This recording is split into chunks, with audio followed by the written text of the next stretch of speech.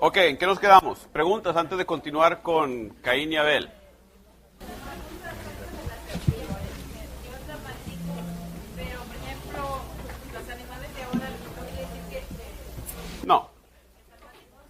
No, no significa la maldición que vemos ahí en Génesis de la serpiente, no significa que el día de hoy voy a agarrar a matar todas las serpientes porque están malditas, ¿verdad? No, te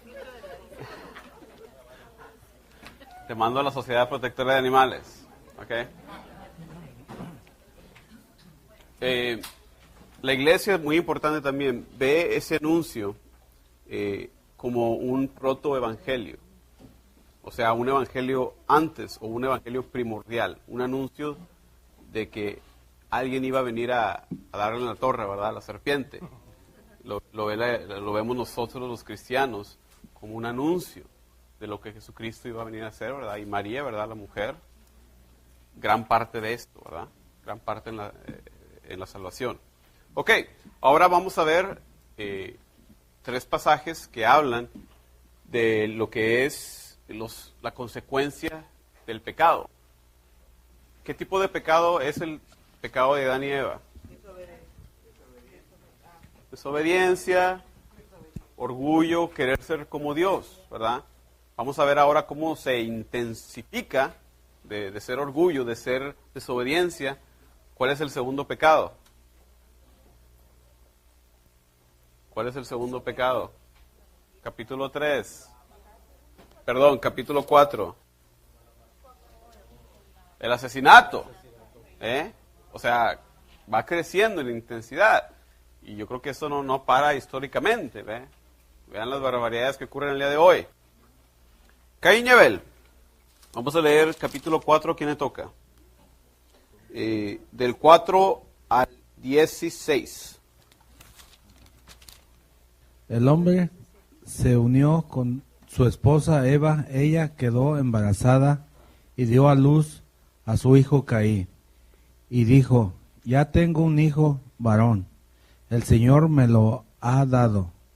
Después dio a luz a Abel, hermano de Caín. Abel se dedicó a criar ovejas y Caín se dedicó a cultivar la tierra. Pasó el tiempo y un día Caín llevó al Señor una ofrenda del producto de su cosecha. También Abel llevó al Señor a las primeras y mejor crías de sus ovejas. El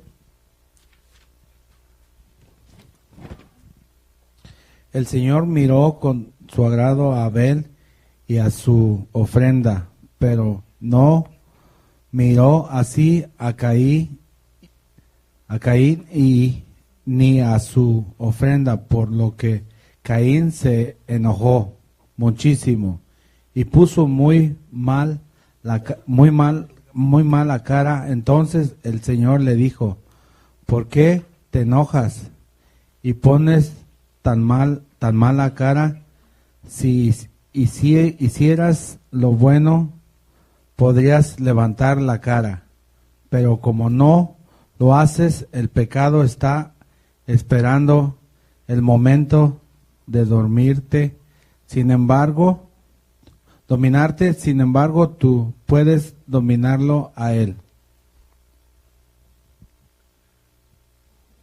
Un día Caín invitó a su hermano Abel a dar un paseo, y cuando los dos estaban ya en el campo, Caín atacó a su hermano Abel y lo mató. Entonces el Señor le preguntó a Caín, ¿dónde está tu hermano Abel? Y Caín contestó, no lo sé. ¿Acaso es mi obligación cuidar de él? El Señor le dijo, ¿por qué has hecho esto? La sangre de tu hermano que has derramado en la tierra me pide a gritos que yo haga justicia. Por eso quedarás maldito y expulsado de la tierra, que se ha bebido la sangre de tu hermano, a quien tú mataste. Aunque trabajaste la tierra, no volverá a darte sus frutos. Andarás vagando por el mundo sin poder descansar jamás. Entonces Caín respondió al Señor, yo no puedo soportar un castigo tan grande. Hoy me has echado fuera de esta tierra, y tendré que vagar por el mundo lejos de tu presencia, sin poder descansar jamás. Y así, cualquiera que me encuentre me matará. Pero el Señor le contestó: pues si alguien te mata, será castigado 7 veces. Entonces el Señor le puso una señal a Caín, para que el que lo encontrara no lo matara. Caín se fue del lugar donde había estado hablando con el Señor, y se quedó a vivir en la región de Nod, que está al oriente de Edén. Palabra de Dios. Me di cuenta la semana pasada que como estaba en el medio y soy derecho, casi volteaba más a ver a aquel lado. Entonces digo, no quiero que se sientan que no los he atendido, que voy a estar un ratito de este lado. Ok, ¿qué estamos viendo aquí en este pasaje? Y tiene Adán y Eva hijos, Caín y Abel.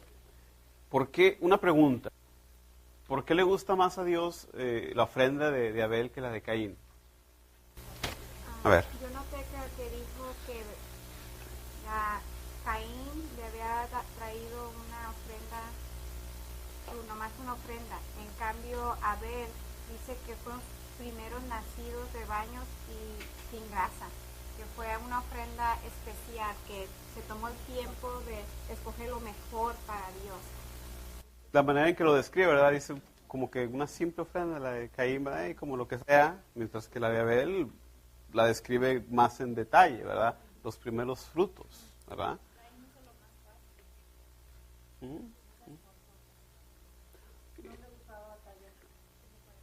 Otra cosa, en el panorama bíblico vamos a notar que los hermanos menores siempre son los favorecidos, ¿eh?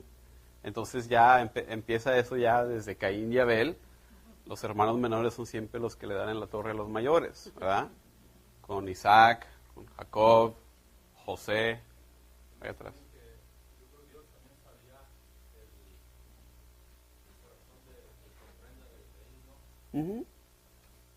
Claro, de hecho lo reprende, ¿verdad? ¿Por qué te enojas? Si hicieras tu trabajo, si hicieras lo que tienes que hacer, ¿verdad? Podrías levantar la cara, pero no lo haces. El pecado está esperando el momento de dominarte, ¿eh? Sin embargo, tú puedes dominarlo a él.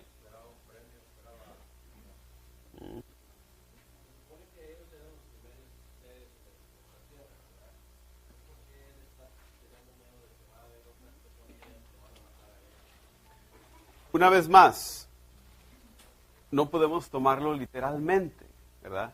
No podemos tomarlo literalmente, porque aquí ya se proyecta el hecho de que lo van a perseguir, el hecho de, y apenas se acaba de decir Génesis, ¿verdad? Salió de que Adán y Eva tuvieron Caín y Abel y ahora hay una sociedad, ya hay pueblos. O sea, por eso nos demuestra, no podemos tomarlo literalmente. Tenemos que buscar el mensaje de lo que el autor nos está queriendo decir para darle una interpretación correcta. Lo que aquí el autor nos está explicando es cómo avanza el pecado, las consecuencias del pecado muy grandes. Ok, la pregunta de, hay un cierto paralelo entre lo que pasa con Adán y Eva y ahora con el pecado de Caín.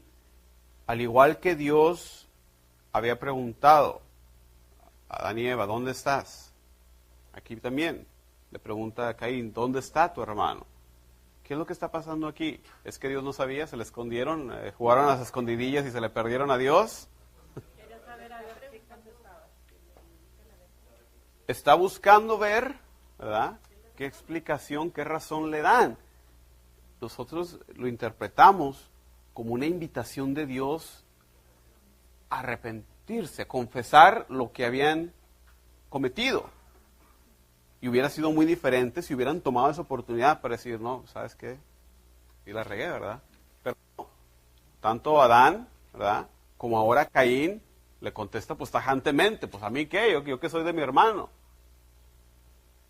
Y está completamente mal porque en nuestro entendimiento, tanto para los judíos como para nosotros, tenemos un cierto deber para el bienestar de nuestro prójimo. Para los judíos, la hospitalidad para todo pueblo del Medio Oriente, los árabes, los beduinos, los judíos, que viven en condiciones un tanto áridas, es difícil el mantener la vida, la hospitalidad es algo muy importante. Y vamos a ver más adelante cómo cuando llega un invitado se le trata, ¿verdad?, de la mejor manera, se le da de comer, un gran banquete, se le recibe.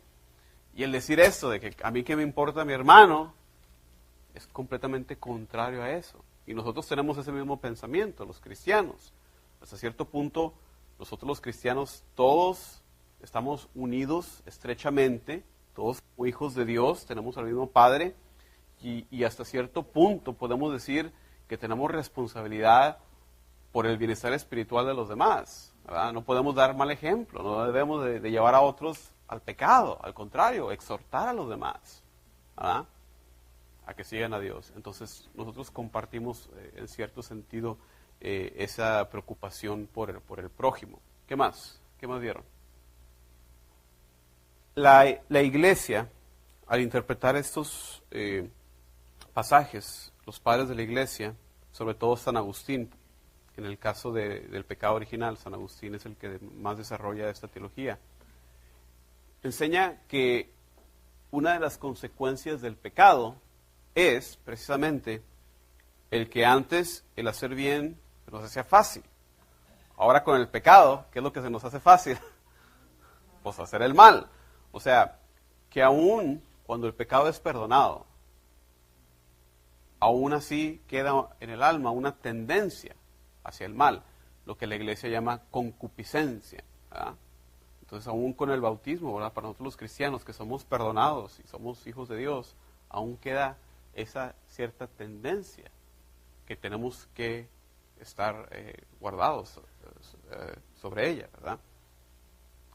Noten que Dios, aunque es un Dios de justicia, aunque lo manda a volar, pues no lo desampara, no lo deja a su suerte. Así como en el pasaje anterior con Adán y Eva, sí, los saca del paraíso, del Edén, pero no los deja desamparados. Dios les hace ahí sus ropas de pieles, ¿verdad? Ellos se habían cubierto ahí con taparrabos de hojas, ¿verdad? Porque no podían tocar a los animales. Dios es el que tiene que hacerlo. Y un cierto cuidado aún paternal, ¿verdad? Aún después de lo que habían hecho nuestros primeros padres, se muestra, ¿verdad?, que Dios es un Dios misericordioso. No desampara tampoco a Caín cuando se queja, ¿no? Es que, ¿cómo puedo yo vivir, soportar esto? Otra cosa que debemos de entender. Para un judío, el quedar fuera de la comunidad es lo peor que le puede pasar. ¿Okay? Por eso este castigo de quedar desterrados, de quedar fuera, de vivir en esta comunidad, es un castigo muy pesado. Porque para su entender, el quedarse sin familia, el quedarse desterrado, es lo peor que puede pasar. Por eso el exilio, como vamos a ver ahorita en un momento, es algo tan traumático para ellos, el perder la tierra prometida. Que ya ahorita vamos a hacer un breve repaso de la historia.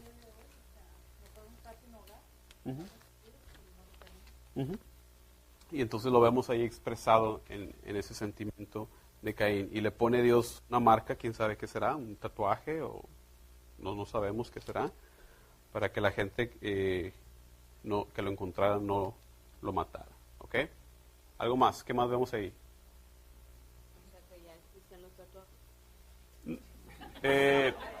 Es una conjetura de los biblistas, no sabemos de qué se trata esa señal, o sea, no sabemos.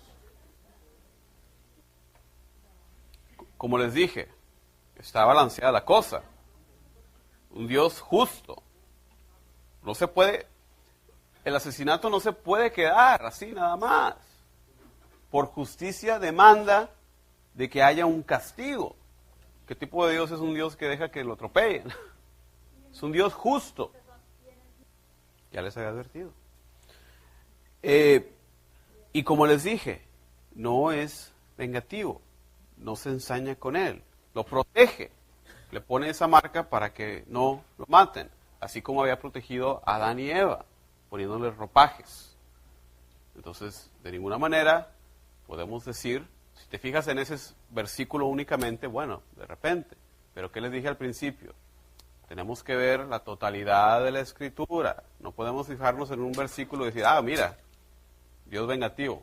No, tienes que ver la totalidad de las Escrituras. ¿Ok? Y aquí no tienes que ir tan lejos, porque inmediatamente ahí Dios dice, ¿verdad? Cuida de Adán y Eva, cuida de Caín y Abel. ¿Ok? Entonces no, yo no, que no. Sí, y todo esto es la manera en que el autor nos va a narrar las consecuencias del pecado. El diluvio.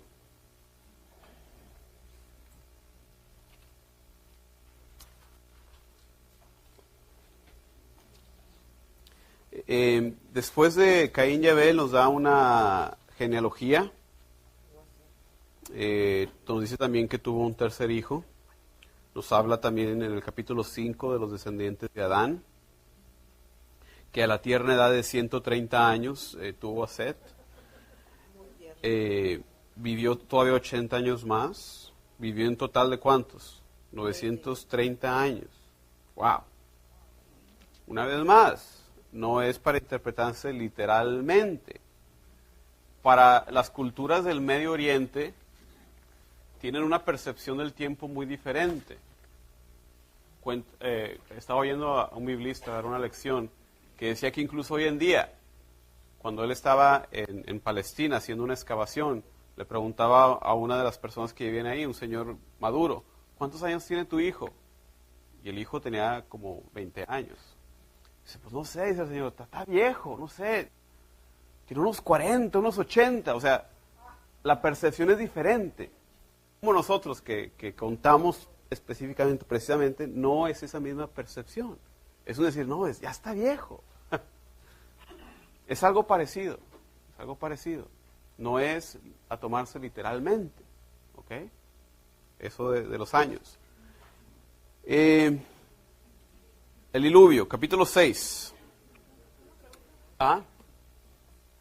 Debieron de haber tenido hijas también.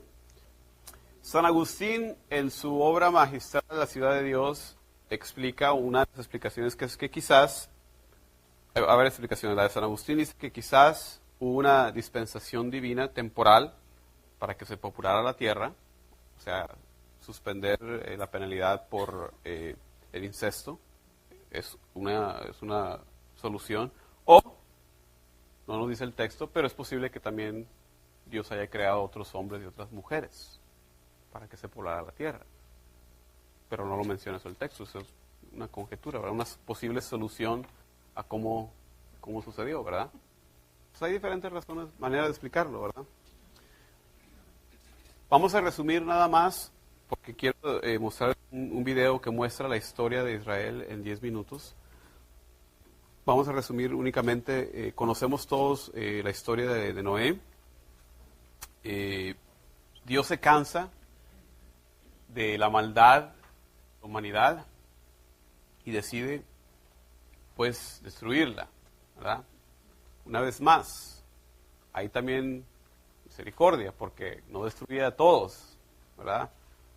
Tanto Noé como sus hijos. Noé, un hombre justo, ¿verdad? Que nos dice la Escritura, un hombre bueno, que siempre obedecía a Dios. Lo llama Dios para que construya esta barca y le da medidas muy específicas que a veces los ponen así en diagramas y como dice la Escritura, ¿verdad? Que tenía 3 niveles y todo, y ya te la pintan ahí muy bien, ¿verdad? De cómo supuestamente podría ser, ¿ok? ¿Verdad? Pero un poco más apestoso, ¿verdad? Bueno, a menos de que se les caiga, ¿verdad? Como el otro día, ¿verdad? Que no podían andar. Llueve por 40 días, 40 noches. Cuando Noé tenía 600 años, también estaba maduro Noé. Estaba con sus hijos, su esposa, sus nueras. Se lleva pares de animales, tanto puros como impuros, de los que vuelan, de los que se arrastran, a todos ellos se los lleva. ¿Qué es lo que está pasando aquí en este pasaje? Una vez más, consecuencia del pecado, ¿verdad? Dios oprime el reset button, ¿verdad? A volver a empezar, ¿verdad? El hecho de que hayan sido 40, una vez más, los números muy importantes, ¿qué significa? Y hablamos del número 7, ¿qué significa el número 40 en el pensamiento bíblico? Significa un tiempo largo. Es lo que significa. Un tiempo muy largo.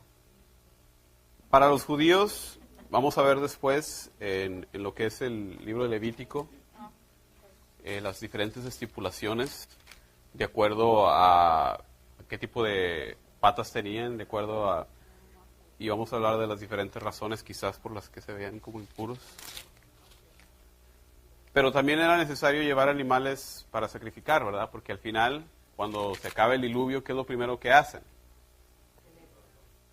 Hacen un sacrificio, hacen una alianza. El tema de la alianza es muy importante. Vamos a pasar un buen tiempo hablando de la alianza. ¿Cuál es la alianza que hace Dios con Noé?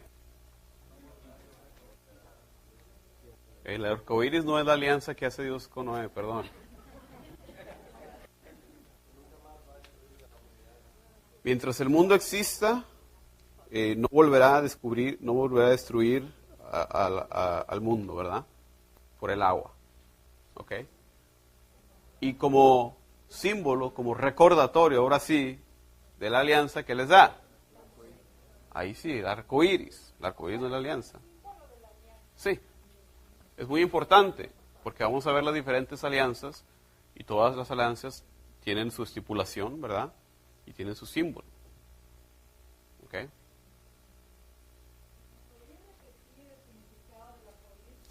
Símbolo de la alianza con Noé, de que Dios no volvería a destruir la humanidad por el agua.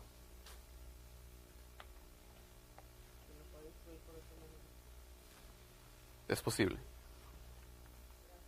Ajá. Ok. Torre de Babel, igualmente, resumida. Una vez más, consecuencia del pecado, se ve expresada la arrogancia humana de querer llegar a donde está Dios, ¿verdad? Parecido al pecado de Adán y Eva, de querer ser como Dios. ¿Y qué dice Dios? Ahorita los confundo, ¿verdad? Y es la manera en que el autor está explicando el origen de los lenguajes, diferentes lenguas que hay. En esa confusión que hay, a los hombres querer ser como Dios y alcanzar el cielo.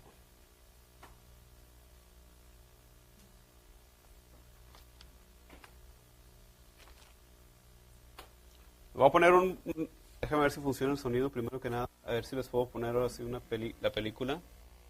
Otra película. Apaguen las luces.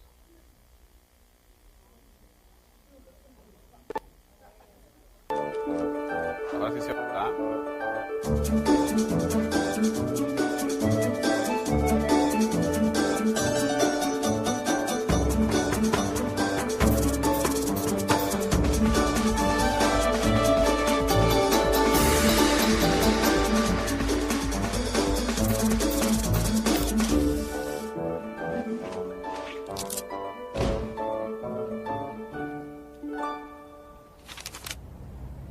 Muchos pueblos han sabido destacarse a lo largo de la historia, pero la mayoría de ellos, por más fuertes y poderosos que fueran, más tarde o más temprano terminaron desapareciendo o mezclándose con otros pueblos. Seguramente recordarán que en la antigüedad hubo invasiones, conquistas y destrucción de ciudades. Sin embargo, hubo un pueblo muy pequeño que a pesar de su escaso poder militar, logró permanecer y permanecer hasta la actualidad, atravesando el vasto océano de la historia. Este fue el pueblo hebreo, que logró perdurar gracias a una poderosa convicción, la de sentirse el pueblo elegido de Dios. Abraham, el primer hebreo. El origen y la memoria del pueblo hebreo se encuentra en el libro más leído de la historia. Bien, veamos, ¿cuál creen que es? Peter Pan. La Bella Durmiente. No. Tampoco. El libro es la Biblia. La Biblia nos cuenta que hacia el año 1900 a.C., Abraham, el hijo de un escultor de la ciudad de Ur, selló un pacto con Dios y este le prometió las tierras de Canaán. Entonces, Abraham emprendió la importante misión que le había sido encomendada.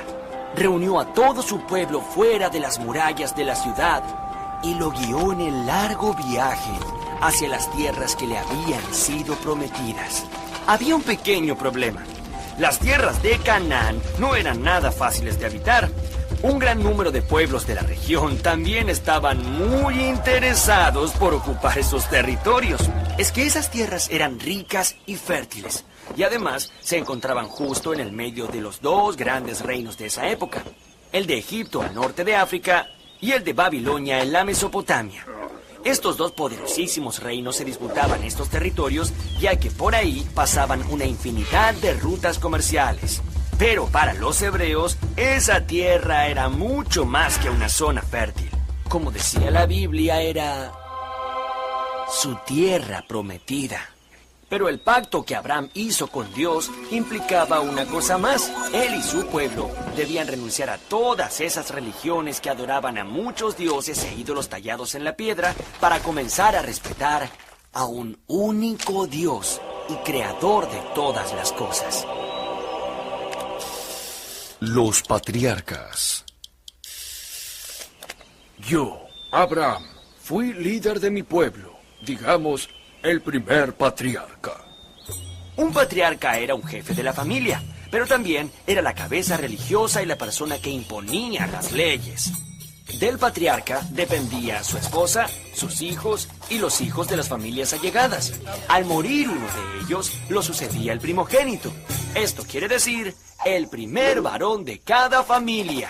El primogénito de Abraham fue Isaac, y el de Isaac, Jacobo, que se hizo famoso porque tuvo 12 hijos, y cada uno de ellos fue patriarca en su tribu. Estas fueron las 12 tribus originarias del pueblo de Israel, el pueblo que sigue las enseñanzas y la palabra de Dios. El cautiverio en Egipto. Entre los hijos de Jacobo, que eran también bisnietos del gran Abraham, José tenía una gran virtud. Soñaba cosas que luego sucedían. Un día José contó uno de sus sueños a sus hermanos. En ese sueño, sus hermanos lo alababan inclinándose ante él.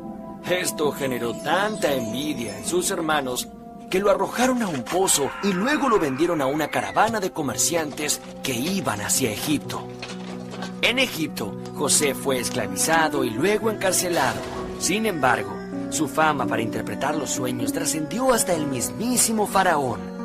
El faraón le contó a José que el sueño le había mostrado primero 7 vacas muy gordas y luego le mostraba otras 7 vacas, pero muy flacas. José le advirtió al faraón que luego de 7 años de abundancia, vendrían 7 años de escasez. El faraón quedó convencido y decidió nombrarlo su virrey. Serás mi virrey.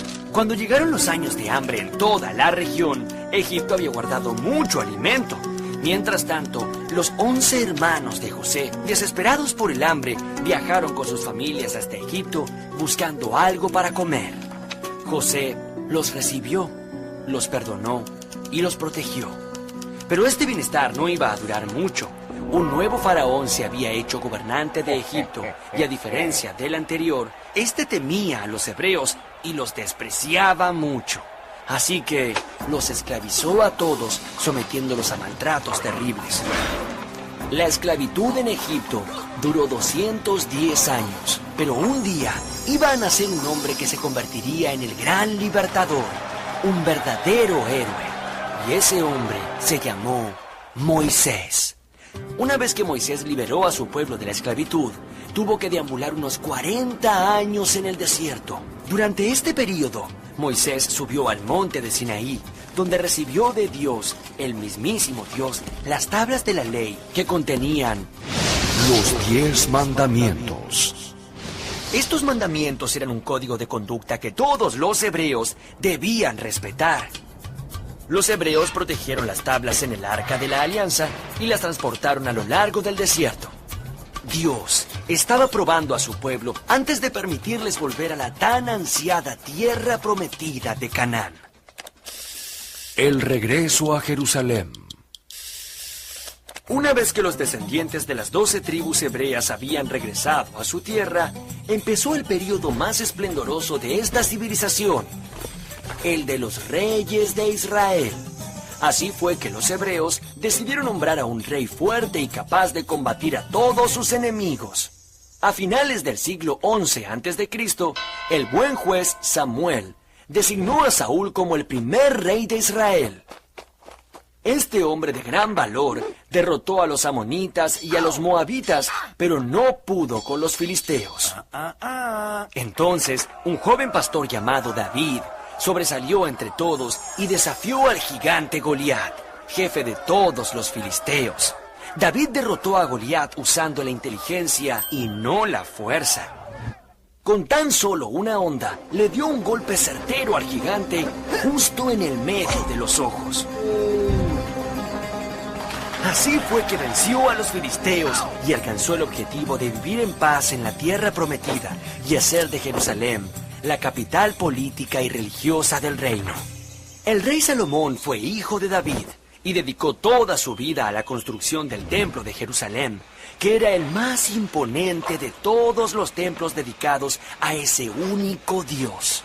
Además, Salomón, que era un hombre sabio y justo, buscó por todos los medios evitar las guerras y las invasiones, pero no lo consiguió. Los demás pueblos, asirios, babilonios y egipcios, no estaban dispuestos a que las estratégicas tierras de Canaán quedaran solo en manos de los hebreos. En el año 922 a.C., Salomón murió y se armó un lío tremendo, ya que los hebreos no se ponían de acuerdo en cómo defender sus tierras. Entonces se dividieron en dos reinos, el de Judá al sur y el de Israel al norte. Las invasiones. Durante cientos de años, los dos reinos hebreos vivieron separados. Por ese motivo, no tenían la fuerza suficiente para enfrentar a sus enemigos. El reino de Israel duró casi 200 años hasta que el gran emperador de Asiria, Sargón II, lo invadió, destruyó la capital Samaria y expulsó a los hebreos a otras regiones. El reino de Judá duró más tiempo, hasta que un rey de Babilonia, Nabucodonosor II, invadió la ciudad sagrada de Jerusalén. Destruyó el templo que había construido Salomón y expulsó a todos los hebreos a Babilonia. En la Biblia se recuerda a este período oscuro como la primera diáspora. Durante esos años de cautiverio quedaron en el olvido las viejas disputas entre los hebreos de los dos reinos y todos los descendientes de Abraham pasaron a llamarse por igual, el pueblo judío. Pero tuvieron que esperar 50 años más hasta que en el 539 a.C. fueron liberados por los persas y lograron volver a la ciudad sagrada de Jerusalén, donde reconstruyeron el famoso templo hecho por Salomón. Todas las penurias que habían superado habían hecho que sus convicciones fueran aún más fuertes. Poco a poco decidieron aislarse de los demás pueblos de la región, convencidos de que su único Dios era la única verdad.